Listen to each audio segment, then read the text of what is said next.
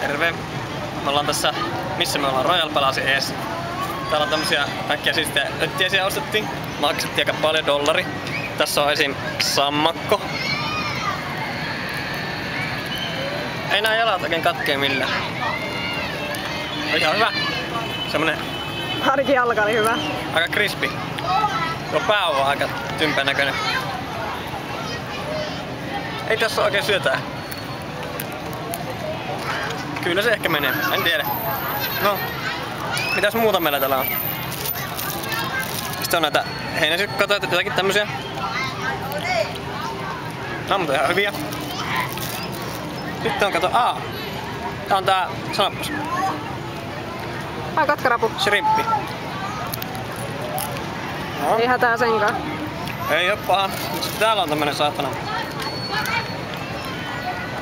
Tämä on kyllä heinäsirkka. Mikä tuo? Ai. Samusirkka. Pakko kai se on syö. On, mutta ihan hyvä. Vaatii kyllä vettä tai kaljaa. Joo.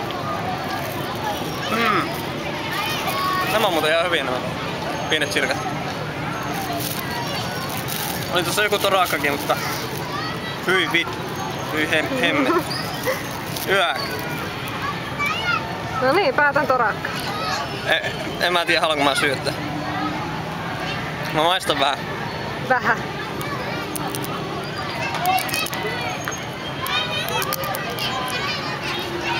Hyi vittu. Hitsi, että on hyvä. Oikeesti tämä on aika paha. Joo, heitä pois.